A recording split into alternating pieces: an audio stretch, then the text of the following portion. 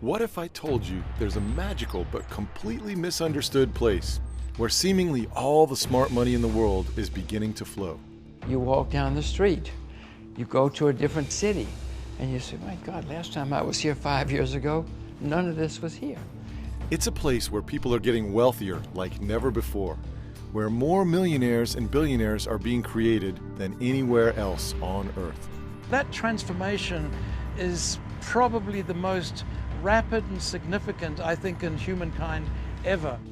It will probably come as no surprise that the world's richest and most successful individuals have already discovered this miraculous place. People like Warren Buffett, Charlie Munger, Bill Gates, George Soros, Elon Musk, Jeff Bezos, Jim Rogers, and more. And the money being made here is incredible.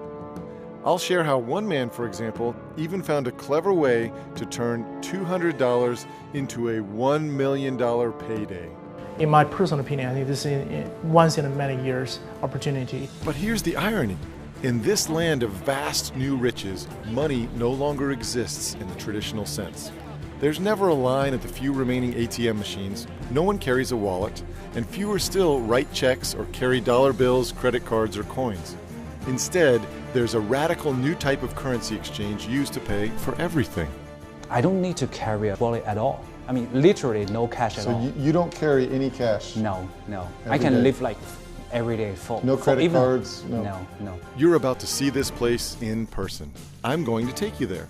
And as you'll see, in many ways, it's more advanced than anything you're probably familiar with. You'll see stores without employees, buses that drive themselves, facial recognition security, and a string of other new breakthroughs and trends that are light years ahead of where you live. Its technology and product hunger is really unparalleled. It's not seen anytime, anywhere else in the world and in the history. But what really sets this place apart is the money. Both the money pouring in and the money being made. There is the greatest wealth creation event in the history of the world, frankly, happening right here, right now. Now, to truly understand and take advantage of what's happening here, you really have to see this place for yourself. So I'm about to give you that opportunity as I take you there in person to show you the most misunderstood place in the world and the greatest money-making opportunity of our lifetimes.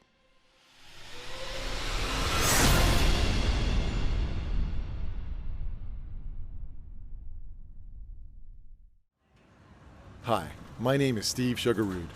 I'm a former hedge fund manager, but I'm excited today to play tour guide and take you on this incredible adventure.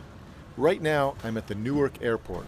I left my island home in Florida early this morning, and now I'm about to hop on a plane and take you to this place where so much money is flowing, so much wealth is being created, and where you really can get a glimpse into the future.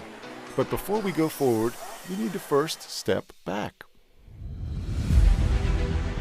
This is a journey that I started more than 20 years ago and have continued many times in recent years. Every time I come here, I'm even more amazed. What I've realized is there's never been a bigger distortion between perception and reality than I see in this place, right here, right now. What people think about this place is nothing even close to what it really is or what it's becoming. So what is this place that I've been talking about? Well, as you can probably tell from what you see behind me, we are in China. I'm standing on the Great Wall of China at a place called Mutianyu, roughly 50 miles north of Beijing. This section of the wall was built beginning more than 600 years ago, back in the 1300s. Isn't this place incredible? On a clear day, you can see for over 20 miles. But here's the incredible thing. China is not only radically different from the place it was 600 years ago, it is also completely different from the place it was just a generation ago, even from a political point of view. They call themselves communists, but they were probably the best capitalists in the world in 2018, 2019. California is more communist than China is. Massachusetts is more communist than China. And this incredible adaptation of capitalism has transformed the country in just a single generation. People who are my age, in their 40s and 50s, grew up in a very different time. In Beijing, I met with a successful hedge fund manager, and the stories he told me were incredible. When I was a kid, when I read book, we do not have electricity. At night I need to use a candle. I heard the same story again and again as I met with some of China's most successful people.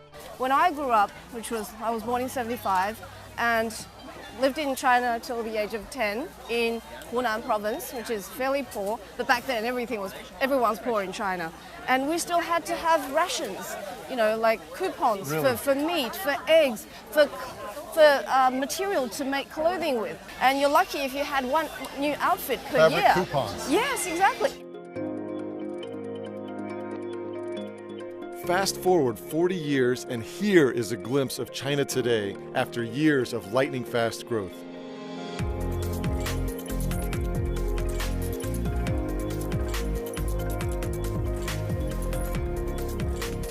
Investing legend Jim Rogers has been here all along and watched that explosive growth happen firsthand. I first came here in 1984. I was terrified because I'd been listening to American propaganda that the Chinese were evil, vicious, dangerous, bloodthirsty people.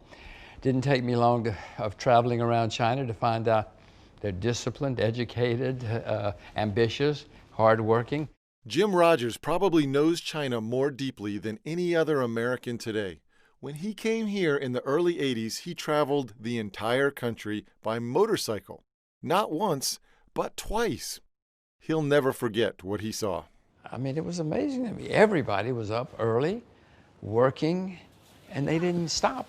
They worked all day and all night. They were saving, they were recycling everything. They weren't doing it to save the environment. Right. They were doing it to make money in those days. And I could just see it was everywhere. I could see the sense of education. I could see the ambition. I could see the sense that our children should have a better life. I mean, it was just everywhere.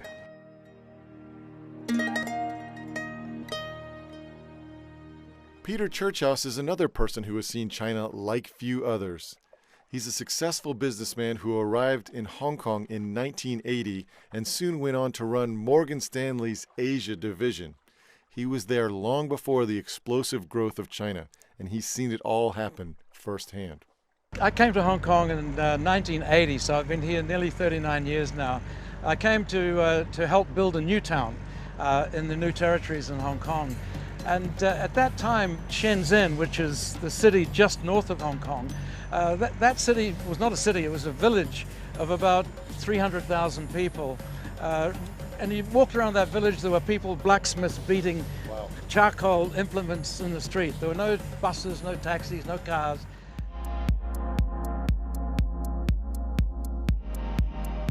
Now it's a city of 11 million people. It's the center of the biggest manufacturing conglomeration in the planet.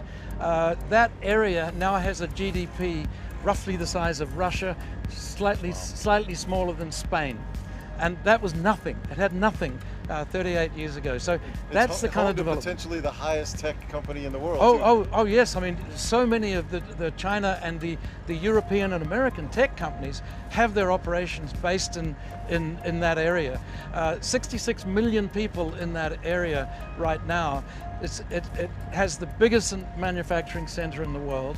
It has 400 million air passengers flying through that place. So why do so few Americans know the truth about what's happening in China today? Most Americans really know what they know about China through the lens of the media. China is really going in extremely dangerous directions. This is a country that is ripping off the United States. The biggest threat, obviously, is China. So you end up having sort of a warped view on China that tends to have more negative stories, and that's structural. It's not malicious. And so I think a lot of Americans can be excused for having certain preconceptions about what China is like. What I tell Americans about the negative press, I think the media does a disservice. There's a lot of misperceptions around China. But what's really happening in China is this is their moment. They are now a global power. They're the second largest economy in the world, will be the largest. The first time I came to China, it was in the early 1990s, and I was in Shanghai, and I went to the old Shanghai Stock Exchange, which I went in and they said, no pictures, no pictures. At first I thought it was for security reasons. They didn't want any pictures in the stock market. But instead I realized they didn't want people to see how dingy the Shanghai Stock Exchange was. And a couple blocks away on the Bund, I went to a meeting with a company called Shanghai Lujiazhui Finance and Trade Zone Development Company. They said, this is what Pudong is going to look like in a very short period of time. There was nothing there. So how you could go from essentially nothing in Pudong to Manhattan in 10 years, I said, there's no way, this is impossible, this would never happen. And I've never been more wrong about anything in the investment world in my life. The changes that I saw from the early 90s over the next 10 years were extraordinary, and the pace of change has never stopped. One of the reasons why things happen so much faster here than what we're used to at home is because China is still in the midst of what some economists describe as their economic takeoff phase. This is the process in which the majority of the working population moves from agricultural jobs to tech and industry, and moves from the countryside to the cities. Brendan Ahern is a 20-year Wall Street veteran who left the largest global asset manager to help start a business that makes it easier for Americans to invest in China. Brendan meets regularly with government regulators, banks, insurance companies, and businesses. I don't know anyone who has a deeper understanding of China's financial system than Brendan. I met with him in Beijing. China has urbanized in a very, very big way. In 1980, only 20% of the population lived in cities. Today, it's over 50%, and it'll get up to 75%. And that's raised hundreds of millions of people out of poverty as they move into these cities, get access to proper housing, electricity, sanitation, air conditioning, but also services like education and healthcare. So you've gone from 24% living in cities to 56, 58% living in cities. That's going to go to 75% in the next 10 years. So we're going to see another 130, 150 million people move to the cities in China over the next 10 or 12 years. They need to be housed. Who's going to do it? They're going to want to own their own housing. So that's a big growth sector. And get this, the big movement towards cities and manufacturing that has taken place over 22 years in China took roughly 120 years in Britain and 80 years in America. Here, it's basically all happened in just one generation. I know it's probably no surprise to you to learn that China has advanced rapidly over the past few decades, and millions of people have moved out of poverty into the middle class and even into millionaire status. But here's the thing. What Americans don't realize is this. China is no longer simply a nation that produces cheap t-shirts and knockoffs. Wang Hao is the head of Sigma China. Sigma is the world's largest independent camera lens manufacturer, headquartered in Japan. In the past, made in China, this label means low value added services, low quality products. And some people just think China is a assembly factory, because we didn't have any key technologies. So the only weapon we could use is the large population and the low labor cost. But now things are quite different now.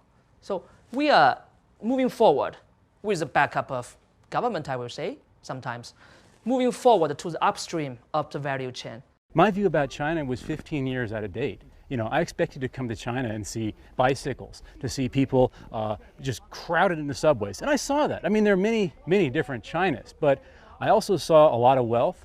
I saw a lot of passion, a lot of energy, and just a much more modern society than I ever expected. And China eventually became my life.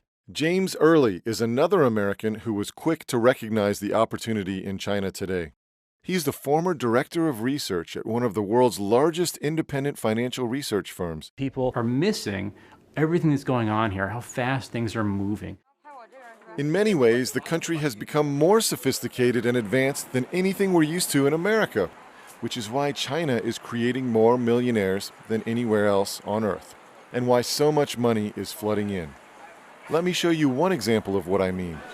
One of the first things you notice when you move about in China is that almost no one, including street vendors and even homeless beggars, use cash anymore. Regular money, as most of us know it, has simply disappeared. I almost forgot how fast growing of the mobile internet and online payment. Roughly like 2 or 3 years ago, I have to, carry a big wallet with a lot of changes. So you have to pay like cash or credit cards whenever you go. You have to withdraw cash, when you have no cash available, you have to find the ATM machines. But right now for here, in Beijing, not just in Beijing, even in my hometown, I don't need to carry a wallet at all. I mean, literally no cash at all. So you don't carry any cash? No. Every I can day. live like every day full. No credit cards? No credit card, no cash. Even for a full year, it's, I don't need any cash at all. The only thing concerns me is the battery of my mobile phone. That's great. Yes. Yeah. So if your battery dies, you don't have any money. Yeah. Oh yes, that's right. Bob Van Dyke is the CEO of Naspers, one of the biggest technology investors in the world. Today, Naspers owns a huge share of one of China's biggest tech firms, and they've helped build tech companies in more than 120 countries. I met with Bob at his office in Amsterdam. Where typically now you check into a hotel, you put your credit card down, and you go through registration. Like in China, you show up with your phone, they scan a QR code, or code that's on your phone, and they'll have your complete reservation there. They'll have your credit card details and your check-in procedures done. And interestingly, it goes as far, like if you travel in parts of China now, in Beijing, for example, you want to pay with a credit card, they don't accept your credit card. They insist on being paid by mobile phone. The other day I was in Beijing and I was trying to buy an ice cream. She was a 19-year-old, young woman, and she couldn't sell me an ice cream because I had money. I had renminbi. Yeah. She couldn't take money. You have to do it on your phone. Yeah. Everything is on. I wish I were buying a Mercedes because she gave me the ice cream in the end. Oh, really? She felt so sorry for this poor foreigner who couldn't, all he had was money. No, the many things in China are ahead of the U.S. Again, I don't like saying it, Steve. I'm an American. My kids are Americans. My wife is American. But I have to face reality. And Tencent, Alibaba, you know the names as well as I do. These are not little guys in the backyard somewhere. Right. These are major, gigantic powerhouses built on technology. Lei Chung is business TV anchor for CGTN in China and a former China correspondent for CNBC. No, I don't see any money changing hands here. I just see these signs. Exactly, it's so convenient. So literally, is there any money changing hands at all? Very little, I think. You'd have to be living under a rock to not have WeChat, to not have Alipay, because the blue is for Alipay and the green is for WeChat, and there's a constant battle to see who has more market share in the online or offline space. Online, because of Taobao, Alipay definitely, but offline because everyone uses WeChat as, social messaging and just about everything else. WeChat Pay has an advantage. WeChat, Alipay, Taobao, what are these names that Lei is talking about? WeChat is the most powerful social media platform in China with over 1 billion users. It's like Facebook, but on steroids. You can use it not only for communicating with friends and family, but for business dealings, for setting up doctor's appointments or dinner reservations, for paying bills, even for paying your taxes. Taobao is the largest e-commerce website in the world, bigger than Amazon. And Alipay is another mobile payment app which, with WeChat Pay, are the 2 most popular apps in China for paying for everything with your mobile phone. It's amazing. Every time I come to China, I see fewer coins and bills. So I asked Lei Chung about the virtual disappearance of all types of physical money. So how long has this been, though? Because I was here just a few years ago. And people still had coins and notes? Yeah, as little as 5 years ago, this didn't exist. Well, and, it was 5 years. It's a long time in China. Right, and today, do you use cash for anything? Very, very little. Yeah. Do you carry cash? No. I've got my produce here. I've got my sunglasses, and I've got my phone. And this is why even pickpockets are becoming unemployed in China, because they can't steal phones because everyone's holding them. They can't steal money anymore. Nobody carries money. Right. And that is what is leading this new cashless society. You can see it in action everywhere, and many times it's paired with other really interesting new technologies. All right, it's lunchtime in Beijing, so I want to take you to one of the most unique places you've ever seen.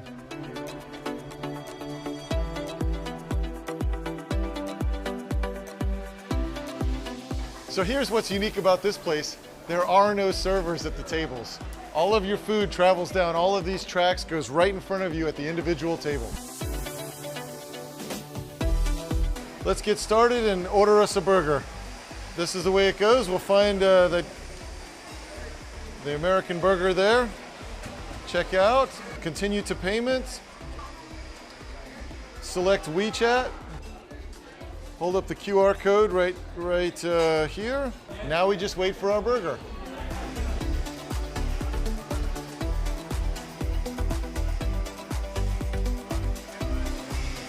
And there's my burger. So I would say a great example of a technology that we think is coming to fruition everywhere is using mobile phone to sell used goods. I think in America, Craigslist is something that everybody knows, and I think has worked well in the past. But it's something that requires a bit of work to sell your item. Now we've come with a business like Letgo, which we're a big investor in, to the point where you basically just need to point your mobile phone camera at stuff you don't want to own anymore, and just by pushing a single button, the phone will take a picture, it will recognize what it is you want to sell, it will suggest a price for what you want to sell, and it will immediately post it on the web, which gives people a huge audience with absolutely zero effort to sell their used goods. This trend, of course, is proliferating worldwide, but nowhere is it more prevalent than in China. Jonathan Crane is an American entrepreneur who got his start bringing the world's most popular music acts, like the Rolling Stones, Whitney Houston, and Beyoncé, to China roughly 20 years ago.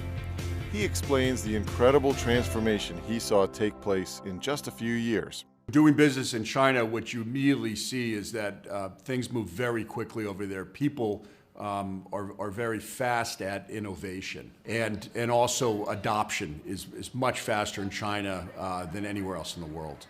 An example is we had a ticketing company, and when we started that ticketing company, it was probably 2004, and it was a cash society still. We then saw in 2005, 2006, people were starting to use debit cards. Okay, so instead of having to have lots of cash around, you use the debit card, which was convenient. And then within 2 years from there, we started doing mobile ticketing. So really within 4 or 5 years, we went from cash delivery to mobile ticketing. And the adoption was incredible that was happening across China. This trend will soon reshape America too. This is all just a preview of how it will play out. Brian Takango has been traveling across Asia to research and invest in local businesses since 1999. He's got a remarkable track record of finding future blue-chip companies when they are just still small firms. I met with Brian recently in Hong Kong.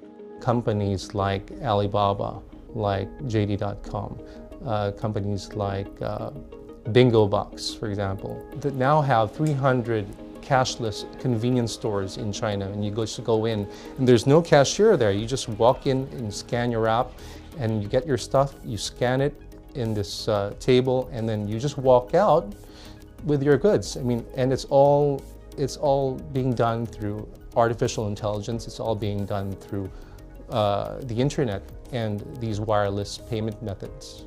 I went to one of these employee-less stores in Shanghai.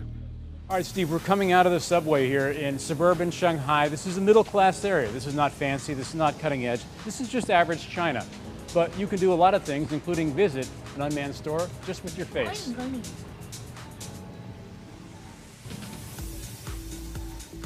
So inside, it's got really the same stuff you'd find in a 7-Eleven. We're the only people in here. You don't need any person to run this store. And yet it's also safer, Steve, than you'd expect, because everything in this store is connected to my face, which is connected to my WeChat account, which is connected to my Chinese bank account. So whatever damage I do here, all comes back to me at the end of the day. Here you go, sir. I'm just gonna push this button and we scoot right in. All we do, we set this guy down. I'm gonna show my face. I'm not proud of that picture, but it'll work. I'm gonna scan this QR code with my WeChat app. And simple as that. No employees. No employees. Took just a few, probably faster checkout than if we had employees. Here's your Coke, by the way. Okay, thank you. So that's the future, right here in China. So one of the things that I think is really transforming people's lives is how people use WeChat in China. So for example, when people decide to meet some friends for dinner, they typically would invite them via WeChat because they're obviously in their contacts. Then they would send, the reservation would happen through WeChat because the restaurant they want to go to is a contact as well, and they have their booking system integrated in WeChat. So then they show up at the restaurant at the same time. The ordering, actually the menu of the restaurant will be embedded in WeChat, and they online order. So there will be no waiter taking orders, but everybody orders on their mobile phone. In the end, the check also gets sent to the mobile phone, and people actually can choose to pay with their integrated Tenpay option. So the waiter only brings the food, and everything else automatically gets done through the WeChat app.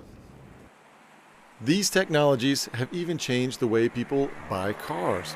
Get this, you can now reserve a test car on your phone, then pick it up at what is essentially a giant vending machine for new cars by BMW, Ford, and Volvo, and then drive it around all you want, test it for the next 3 days for less than $50. The thing you need to understand is that it's not just about making payments on your phone or getting rid of physical cash.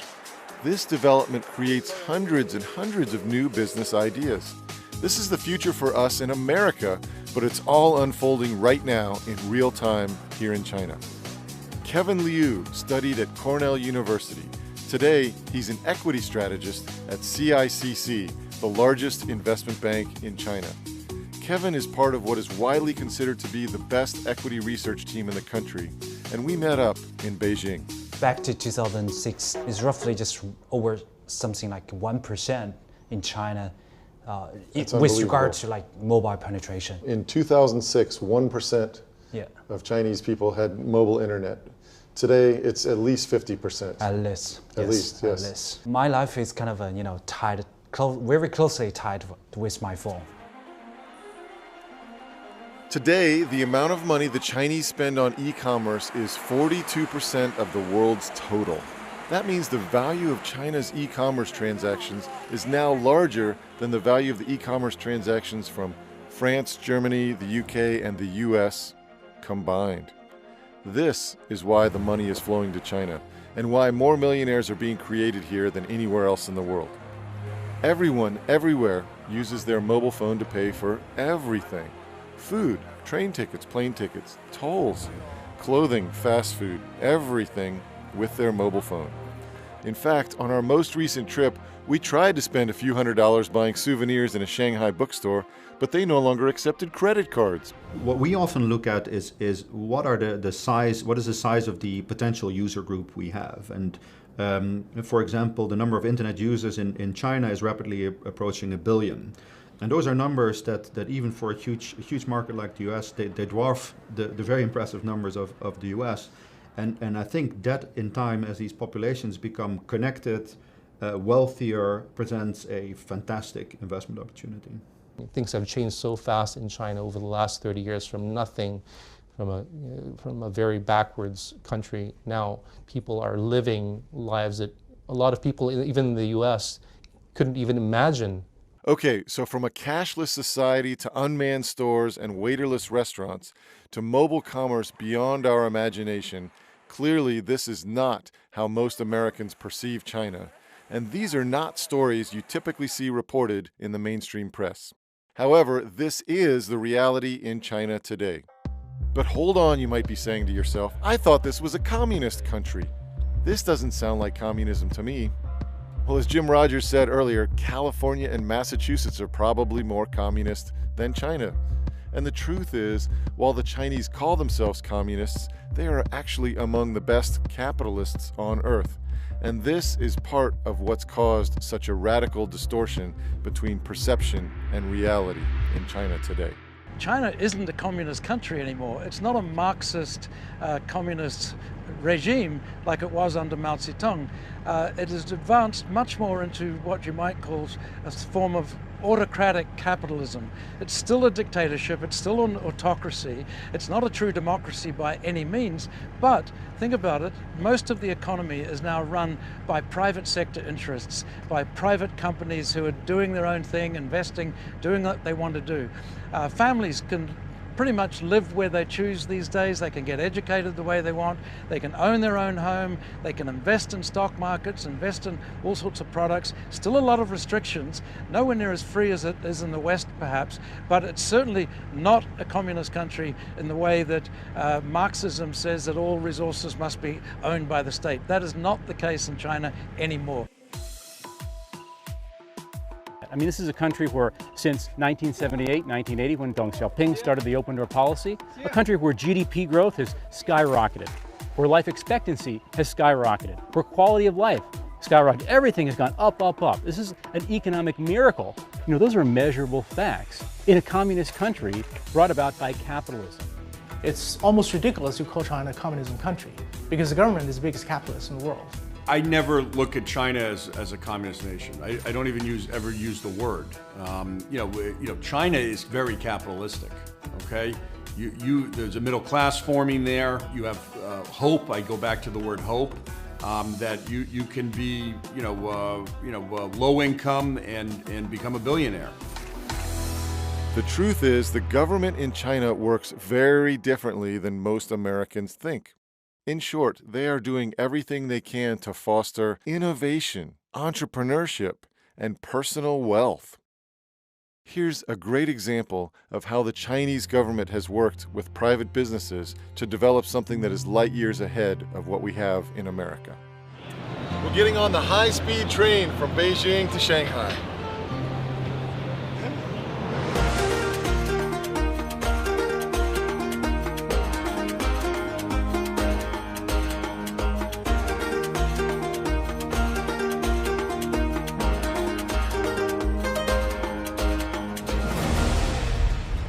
So here we are experiencing another of the wonders of Chinese technology and innovation. We're traveling on the bullet train going 350 kilometers an hour right now. That's 250 miles an hour. And one of the common things I hear from Americans is, China makes inferior goods, the technology's inferior. But meanwhile, everyone's using their Chinese-made iPhone. And I think it's fair to have American pride, which I do myself. But I think we also need to be honest about the reality. I mean, here we are, again, traveling 250 miles an hour, using our Chinese technology, and this is reality in China today. China's high-speed train system is a government-private sector collaboration that was built in about a third the time it could have been built in America, Europe, or anywhere else in the world. Jerry Liu spent more than a decade at Morgan Stanley and Templeton Asset Management. Today, he's the founding partner of Everpine Capital, a private equity firm that helps companies with cutting-edge technologies take advantage of the Chinese markets. We met with Jerry in Shanghai. Once again, if you look at the high-speed rail network in China, I mean, even you roll back by like 15 years, it literally did not exist. They built everything from scratch into the longest, fastest, most extensive logistics infrastructure in the whole world. I think the high-speed rail network is really changed that country and allowing people to move in and out of cities quickly, but also be able to have access to major cities to work, but be allowed to live in second and third tier cities for more affordable housing. If you go to the Hongqiao station in Shanghai at 6:30 in the morning, you will have difficulty getting in. It's so packed in and out. We're talking about tens of thousands of people traveling into that station, dismissing themselves to everywhere else in the country, starting their business on Monday morning. This is how charged China is today. You don't see that in Grand Central Station. You don't see that anywhere else in the world. This is how driven China is. And it's like the interstate highway back in the 50s. I mean, can you imagine America without the interstate highway system? Can you imagine the inland states? What would they be right now? That's what's happening in China right now. I mean, with the rollout of the infrastructure from 0 expressways 30 years ago, they now have 116,000 kilometers of expressways, 260,000 kilometers of highways, From 99 airports, they now have almost 300 airports, and they're building dozens more. You know, when you come to China and see, you fly into these brand new airports, you ride these bullet trains going 250 miles an hour. You pay for things just using your phone. You don't carry cash or even credit cards. You really do understand what's happening here is different, and it's potentially only in its infancy and is only going to get even bigger. What I think you have to understand is that the leaders here are not trying to establish a communist system where everyone is equal. This is not at all like Russia or North Korea. Instead, they are trying to design the most effective capitalist and entrepreneurial system in the world, and they've proven pretty darn good at it so far. There's no better example of the radical transformation that has taken place here with the government's help than the amazing place I showed you earlier, the city of Shenzhen. As we told you, in 1979, only 300,000 people lived here, but Shenzhen became China's first special economic zone. It's gone from a backwater village to the most important tech manufacturing center on the planet, with a population that's about the same size as America's two biggest cities, LA and New York, put together. It's home to 1,500 research and scientific institutions. It's not just making t-shirts and training shoes, it's some of the highest tech companies in the world. Shenzhen is one of the big reasons why, in mid-2018, for the first time ever, Chinese companies attracted more venture capital than American companies. And although the mainstream press almost never tells this story, the money is clearly flowing to China. When you take a quick look at what's happening in Shenzhen, it's easy to see why. Today, just this one Chinese city, which most Americans have never even heard of and basically didn't even exist 40 years ago, is home to the world's third biggest internet company. It's bigger than Facebook or Netflix. The world's biggest maker of drones, DJI. The world's biggest maker of plug-in electric cars. No, it's not Tesla, it's BYD. And the world's biggest telecom equipment company. It's Huawei, which is 3 times bigger than Sweden's Ericsson. Many, including the Wall Street Journal, have referred to Shenzhen as Silicon Valley of the East. But in many ways, it's actually much more advanced and more sophisticated. Shenzhen has the world's largest metro line and the world's first all-electric bus fleet. Incredibly, its 16,000 buses are all electric and make no noise or pollution. This single city has built more skyscrapers in a single year than the entire United States during that same time. And this is a critical point. Today in Shenzhen, it's not a place where businesses simply copy ideas and products. It's a new reality where China is quickly becoming one of the most innovative economies on the planet. Kaiser Kuo knows both America and China intimately. He's a former director at Baidu, China's largest internet search engine. He's also a former member of the Tang Dynasty, China's first heavy metal rock band which formed 30 years ago. Today, Kaiser lives in America, where he helps run a China-focused media firm. I met up with Kaiser in Beijing. There was a joke even among people who worked in the industry. We said, C2C, which of course in English means, consumer to consumer. C2C means copy to China. There certainly were a lot of companies that were simple clones of American counterparts. What's really interesting, though, is how quickly that whole narrative shifted. Shenzhen, the city that had blacksmiths beating charcoal implements in the streets less than 40 years ago, is now the electronics and hardware capital of the world. It's the most sophisticated and advanced place on Earth when it comes to building new electronics and hardware. While Silicon Valley has chosen to focus on software, Shenzhen has a major advantage in all of the world's actual equipment. That's why Apple has set up its latest R&D center here. IBM is here.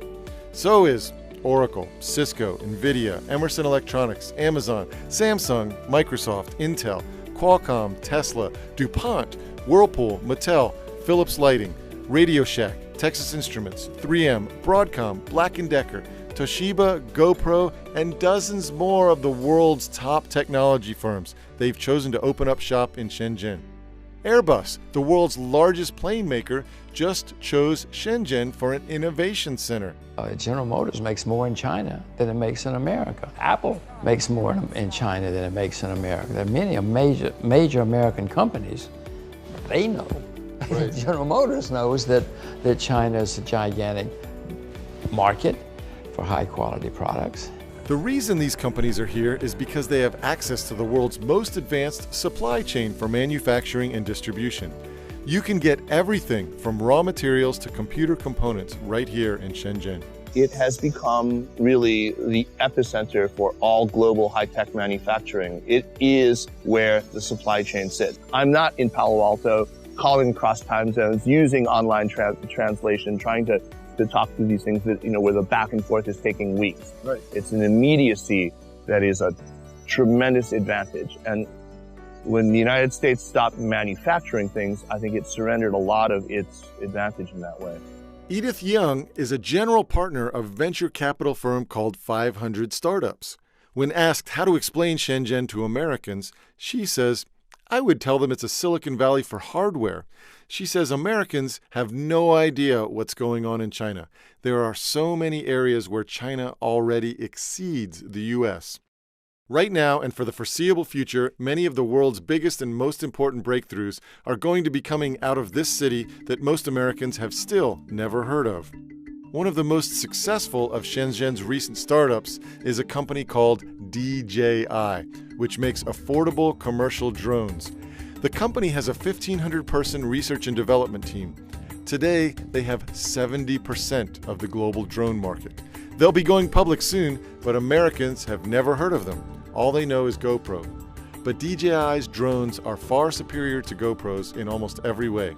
The tech site Gizmodo, for example, recently compared the two and concluded it's practically a landslide in DJI's favor. When you look at the amazing list of new technology companies in Shenzhen, it's simply astonishing. There's a company called Beijing Genomics Institute, for example. The scientific journal Nature called it a DNA superpower after the company bought so many genomic sequencing machines that it quickly owned more than half of the world's total. China used to be known for being the best supplier of cheap pharmaceutical ingredients and knockoff pills, but today China has the second largest number of clinical trials involving biologic treatments after the United States. This is why Merck and Johnson & Johnson have innovation centers in China, and why companies like Eli Lilly and many others are selling Chinese-discovered drugs overseas. But again, almost no one in America knows this. It's a story that's hardly ever reported in the mainstream press. Then there's the biggest electronic automaker in the world. It's not Tesla, but a Chinese company based in Shenzhen called BYD. This company has the biggest battery factory in the world, and it already sells more electric cars every year than Tesla. BYD also has something Tesla doesn't: the backing of the world's best investor. Charlie Munger and Warren Buffett of Berkshire Hathaway own nearly 10% of BYD. Charlie Munger is one of the world's leading proponents of investing in China. He said in a recent interview, American investors are missing out on China. It just looks too hard sitting in Omaha, but it's where they should be looking. And keep in mind, all these companies and all these innovations are all located in just one city. This is why The Atlantic magazine recently wrote, "It's now becoming clear that in many respects, China has distinct advantages over Silicon Valley as it hopes to become the next nexus for innovation." I think the current perception in America of China right now is one of very archaic perception that China is this massive sweatshop that's just constantly throwing cheap goods into America. But the reality is China is one of the most dynamic economies in the world. Okay, but what about all these impressive numbers? One of the objections to China I hear constantly is that China's economic numbers are manipulated. So I put the question to one of the most knowledgeable people on the subject. I don't trust any government numbers. America, Germany, anybody. We've all been caught lying about our numbers, and I'm sure that the Chinese numbers, or some of them, are made up too. But it doesn't matter, because I've been coming here for 34 years. You walk down the street, you go to a different city, and you say, my God, last time I was here 5 years ago, none of this was here. And it all happens, and it happens very quickly in China, partly because it's a one-party state, and partly they get it done. In America, it takes you years just to build a new church, or a new hospital, or a new school even. Jim, as you heard earlier, is the only man in the world who's crossed China on land 3 different times, twice by motorcycle and once by car. And he also has what is probably the best investing track record of all time for the work that he did during the 70s. His quantum fund delivered a 4,200% return to his investors during a time when stocks did nothing. That does not mean there won't be problems in China. America became the greatest country of the 20th century. Along the way, we had 15 depressions with a D. We had a horrible civil war. We had massacres in the streets. We had very little rule of law. You could buy and sell, you could still buy and sell congressmen, but in the 19th century they were cheap. You could buy 4 or 5 for the price of 1 now. America had many problems along the way, but we became an astonishing success, the most successful country in the 20th century. For me, as we look at China and this potential opportunity, I think it's crucial for us to consider what we can see with our own eyes. Has China grown like crazy? And is there more wealth being created right here, right now, than any place on Earth? The answers to both of those questions are unequivocally yes. Remember, here's what Shanghai looked like in 1987, and here we are cruising around on a private yacht in the same spot today. Here's what Shenzhen looked like 30 years ago, and here's what Shenzhen looks like today. This is really the greatest wealth creation event in the history of the world, in my view. If you look at it at the scale we see, this is 1.4, maybe even 1.5 billion people because of undercounting, who are going from literally third world conditions in 1978 when Deng Xiaoping began the open door policy to now you've got this mix of the third world still, if you go to rural China, definitely in the third world, second world, and increasingly first world, more and more and more. And that's why everybody's trying to come to the Chinese cities. That's why we're in one of the fanciest hotels I've ever stayed at. That's why, you look out and you see Bentleys in the parking lot here, Ferraris, Porsches. That's real wealth, and it's growing day by day. Sure, the government has a heavy hand in directing this economy, but one amazing thing is very clear. The Chinese government can get enormous initiatives completed in a fraction of the time it would take to accomplish these anywhere else. I showed you the most amazing bullet train system in the world already, but that's just the beginning. Right now, the Chinese government is forcing the big telecom companies to spend $180 billion over 7 years to build the infrastructure for the world's largest 5G mobile network. Meanwhile, in America, 50 different states are all trying to plot their own course. Do you really want to bet against China with this type of infrastructure initiative? I sure don't. Most of the rural areas, they've skipped the landlines. And my suspicion is that they're going to make the next leap into the 5G, faster than anywhere else in the world. Another example. In Beijing, I met with the man who designed Beijing's tallest building and helped design an area called Beijing Funtown. This is an ultra-modern, environmentally friendly area where nearly all of the businesses are venture capital, hedge funds, private banks, asset managers, and other types of investment funds. This is what's possible here in this communist country. China is an example of a country that has gone from the Stone Ages into the 21st century over a space of 30 years. So it's really a fundamental transformation of a society and an economy, the likes of which I've never seen. I don't think anybody's seen this kind of transformation in this kind of time frame anywhere in the world, not least a country with 1.3 billion people. The way I look at it is, yes, China has 1,000 challenges on its hands, but so does nearly every other country in the world. And there can be absolutely no denying that the opportunities in China are far bigger than anywhere else on Earth. Folks who are getting in early on these trends are making a fortune. You might be familiar with FANG, the acronym in the US for Facebook, Amazon, Apple, Netflix, and Google. Well, in China, there's something similar. BAT is an acronym that stands for Baidu, Alibaba, Tencent. These are 3 major technology companies in China. Baidu is a search company. I think a lot of people draw analogies to Google because, of course, like Google in the United States, it's the dominant search engine here in China. Similar business model and everything. Alibaba is a massive e-commerce company. It really dominates in e-commerce. Tencent is a company that doesn't have a close analogy in the United States. It actually derives most of its revenue from gaming and things like that, but its most famous product is a sort of all-in-one communications platform, kind of a Swiss Army knife of an app called WeChat.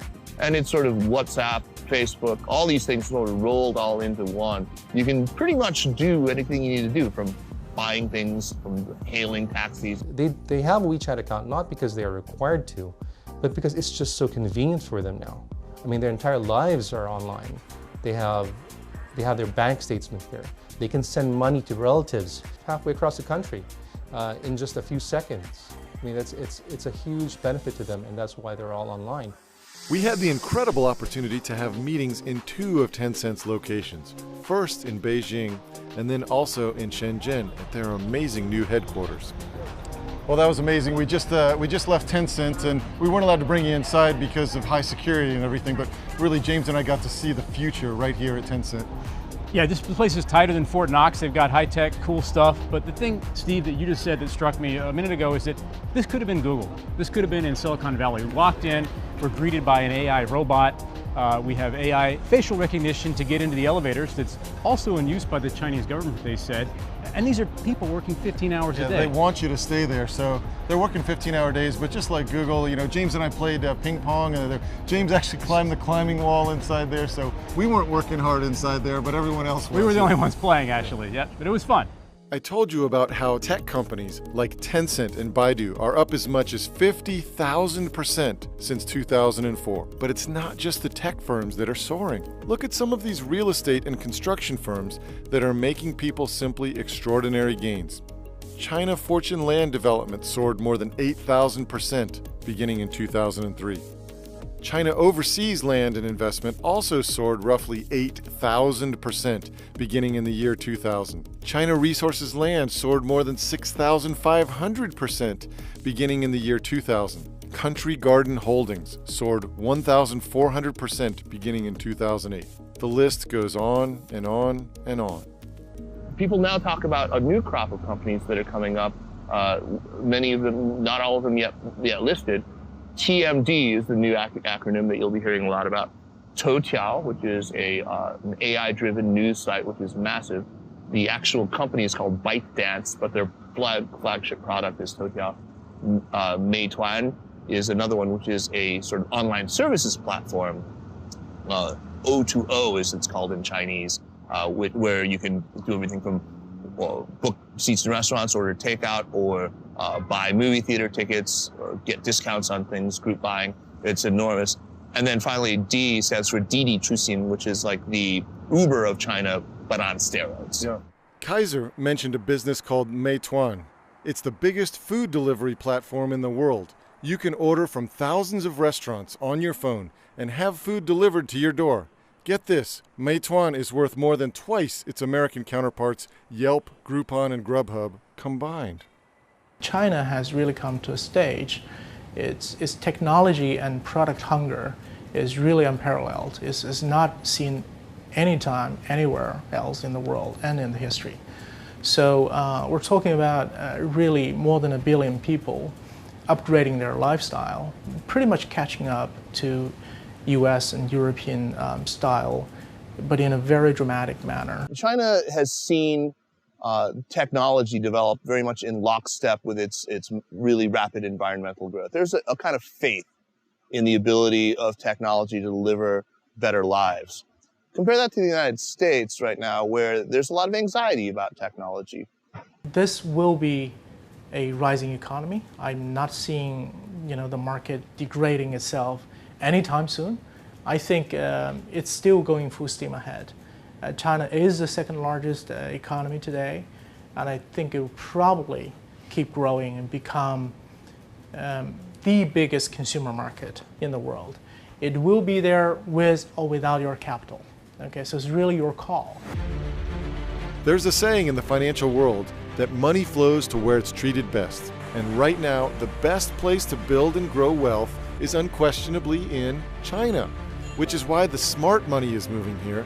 The money being made here is like nothing we have ever seen in human history.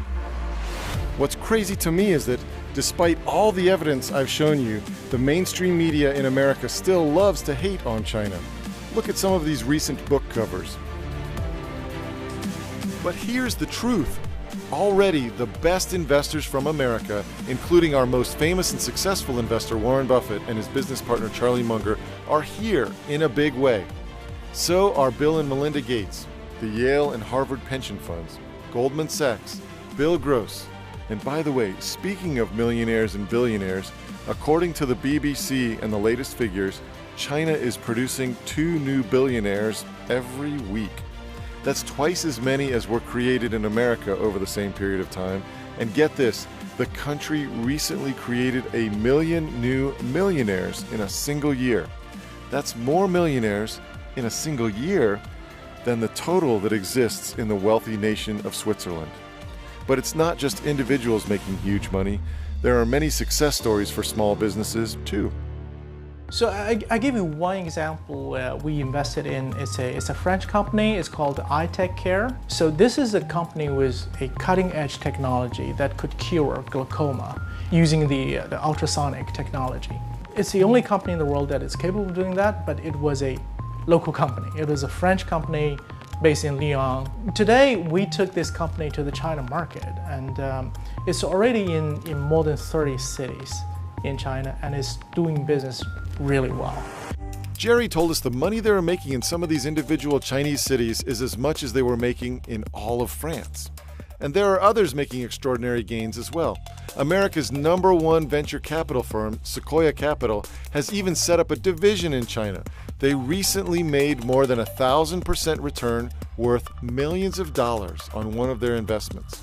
And the most profitable investment in the history of the world was made here, a 500,000% gain in roughly 17 years. Bloomberg called it the deal of the century, and for good reason. That type of gain turns every $200 invested into more than $1 million. That investment was made by a man named Koos Becker and his company, an investment firm called Naspers. What they did was invest in Tencent, even though most Americans had never heard of it.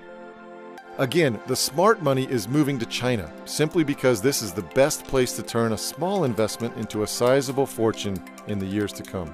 I left the U.S. for China, where I am right now, because frankly, in all my life, I have never seen such wealth creation happening in the size and with the speed that is happening right here, right now in China. But I moved to Asia because of China. I want my children to grow up speaking Mandarin, and in their lifetime, China will be the most important country. As an American investor, I think this is in my personal opinion, I think this is once in a many years opportunity to dive in. You've seen the incredible new technologies and innovations coming out of China that almost no one in America knows about yet. I've told you about the huge economic tailwind of this market, how another 300 million people migrating to cities and moving into the middle class will create the biggest consumer market in history. And I've told you about how so much of the smart money is already in China. But there's a huge part of this story that I haven't even mentioned yet. In fact, it's what got me so interested in China just a few years ago, and might be the most important part of this incredible story. In short, there are 2 enormous piles of money. I'm talking over $1 trillion total dollars that are about to get pushed into the Chinese stock market. This new money is absolutely 100% coming to Chinese stocks.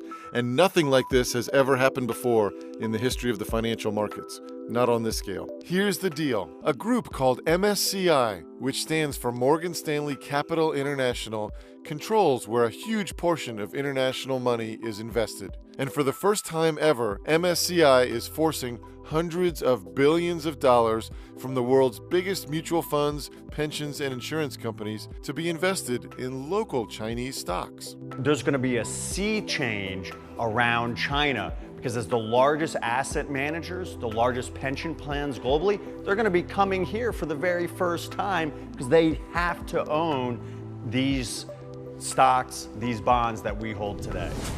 This process started in June of 2018. The next waves of money are scheduled to go into Chinese stocks in May and August of 2019, with even bigger moves after that. We're talking hundreds of billions of dollars in total. Never in my career have I seen a way to legally front-run many of the world's biggest money managers, but that's what you can do today by buying the exact same stocks they are going to be soon forced to own.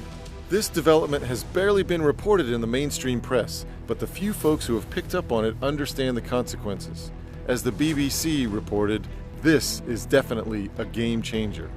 But this secret boost to the Chinese stock market won't remain a secret forever.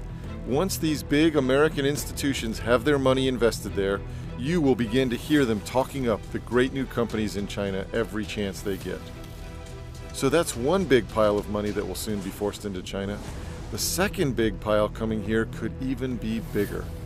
The Chinese government recently announced they're going to pour enormous sums, as much as $1 trillion in the years to come, into their public pension funds to make sure there's enough money for retirees.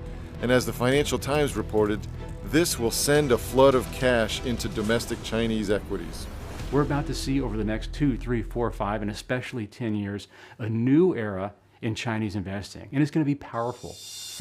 In total, these two new big piles of money going into the Chinese stock market will total at least $1 trillion.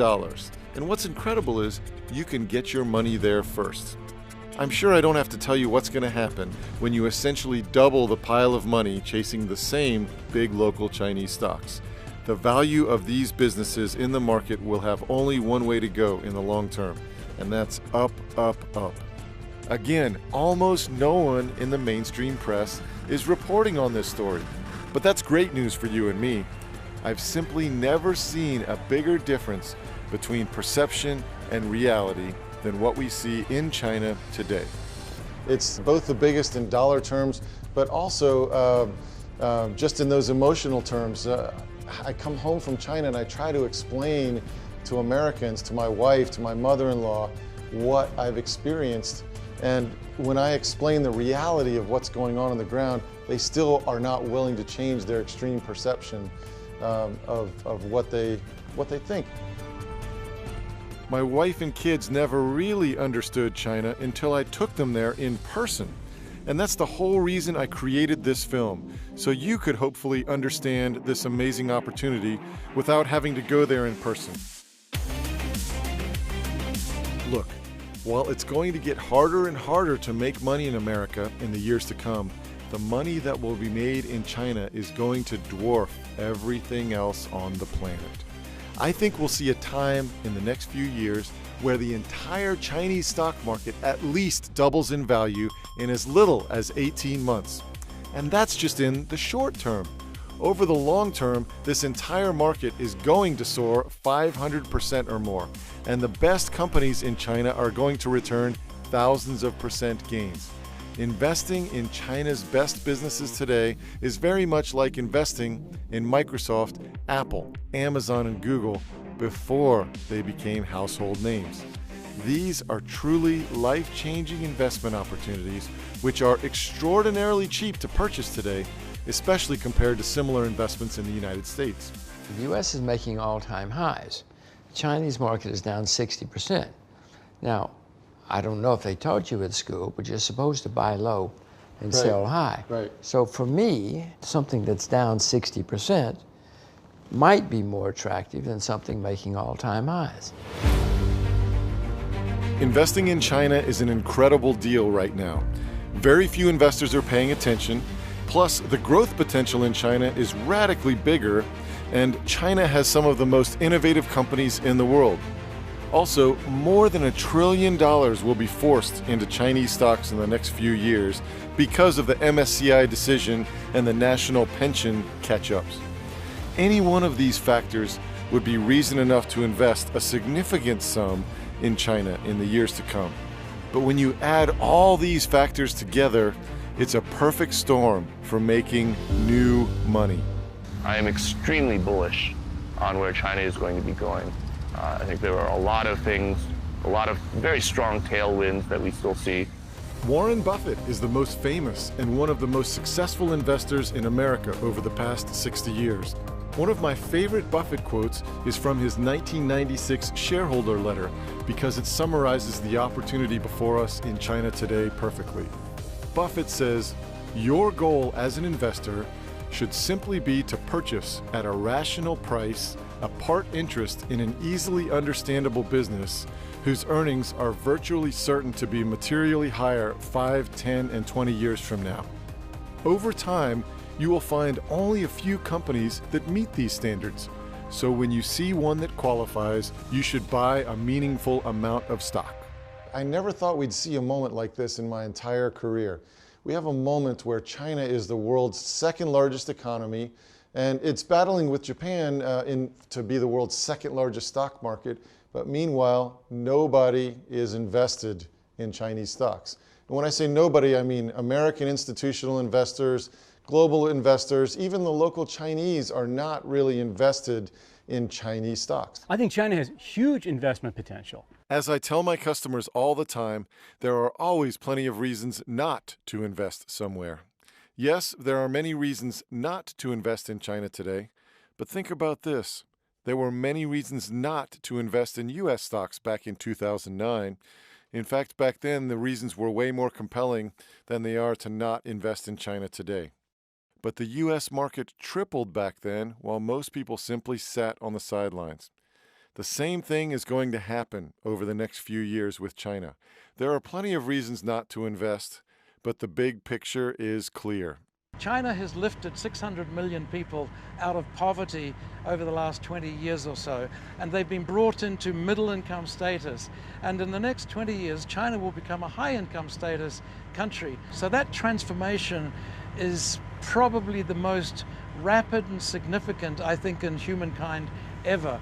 You've seen other little countries, they get an oil rush. You know, the Middle East, you get oil comes through and oil prices jump up and suddenly they're very wealthy. But it's 10, 20 million people. This is over 1 billion people.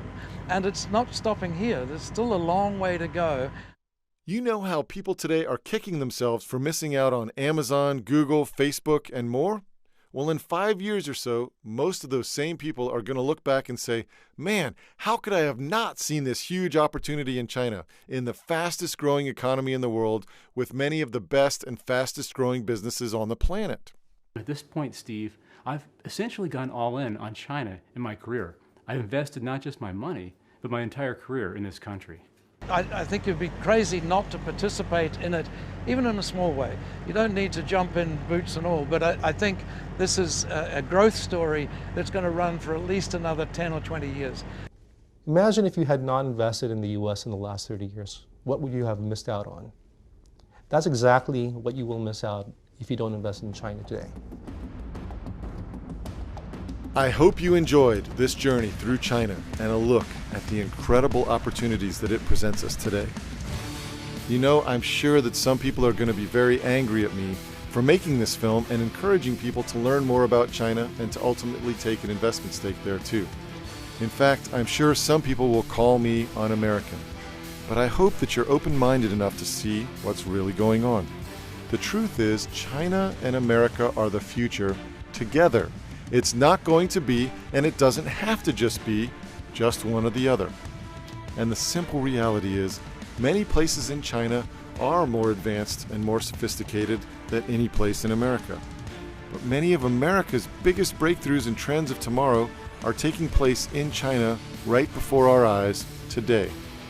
Plus, China's economy is likely to double in size in the years to come, and that's not likely going to happen anytime soon in America. Yes, there are 1,000 reasons not to invest in China today, but I think anyone who takes an unbiased look will see that the positives far outweigh the negatives. There's no doubt in my mind the massive difference between perception and reality in China today has created the greatest money-making opportunity of our lifetimes. But this story won't remain a secret for long. I hope you take advantage of it before the rest of the world catches on. To learn more about the specific steps you can take today to have the opportunity to cash in on what Dr. Steve Sugarud describes as the best money-making opportunity of our lifetimes, go to www.newmoneymovie.com. newmoneymovie.com/invest. Dr. Sugarud has spent more than 20 years helping hundreds of thousands of Americans figure out how to safely and dramatically grow their wealth. In his investment research, Dr. Sugarud shows you exactly which stocks he recommends you buy, when to buy, and when to sell to have the opportunity to maximize your gains. He'll show you the absolute best way to take advantage of the opportunity in China today. You can access the best of his investment recommendations through any regular U.S. brokerage account. Dr. Sugarud has already helped hundreds of people make a small fortune in China. Just look at a small sampling of the gains from more than 600 letters he recently received from his subscribers. There's simply no one more qualified in the financial world today to help you learn how to take advantage of this enormous opportunity and trend taking place in China. Best of all, today you can save half off the regular subscription rate for Dr. Sugarud's investment research recommendations, and you can try his work totally risk-free for 30 days. If you're not happy, or if you change your mind for any reason, no problem. You can get a full refund by calling or email his US-based team. To learn more, and to get access to Dr. Sugarud's top China investment recommendations in a matter of minutes, simply go to www.newmoneymovie.com/invest.